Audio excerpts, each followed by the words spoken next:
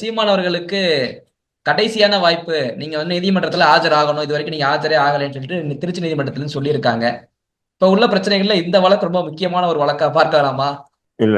கொலை வழக்கோ அல்லது குண்டுவெடிப்பு வழக்கோ இல்ல மிக முக்கியமான வழக்குகள்ல இப்படி ஆஜராகலைன்னு சொன்னா இப்படி கேள்வி எழுப்பலாம். இது ம். சாதாரணமா காழ்ப்புணர்ச்சியின் காரணமாக போடப்பட்ட ஒரு வழக்கு. அதுக்கு ஒரு அரசியல் கட்சி, இன்னைக்கு தமிழ்நாட்டில் இருக்கக்கூடிய 3ஆம் பெரிய அரசியல் கட்சியினுடைய தலைவர் ஆஜராகலைன்னு சில ஊடகங்கள் அப்படி போடுது தவிர, ஆனா உண்மை நிலை என்னன்றது நமக்கு தெரியல. நீதிபதி அப்படி சொன்னாரா அப்படின்றது நமக்கு தெரியல.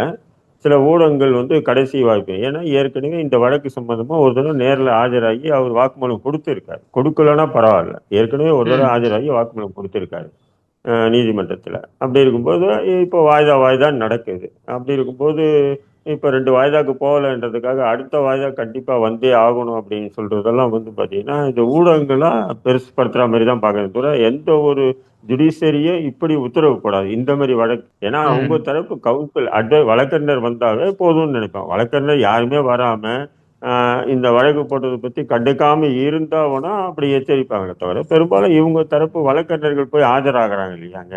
ஆஜராகும் போது அப்போ அவங்க கிட்ட அவங்க வக்கீலுக்கு சீமான் பேசுற மாதிரி தான் அந்த வழக்கறிஞர் பேசுறது. அதனால ஊடகங்கள் அப்படி ஒரு கட்டமைப்பை உருவாக்குறாங்க. இவர் நீதிமன்றத்தை மதிக்கிறது இல்லை, நீதிமன்றத்துக்கு போறது இல்லை. இந்த வழக்குக்கு ஒரு தடவை போனாரு, போதுமானது என்னுடைய பார்வையில.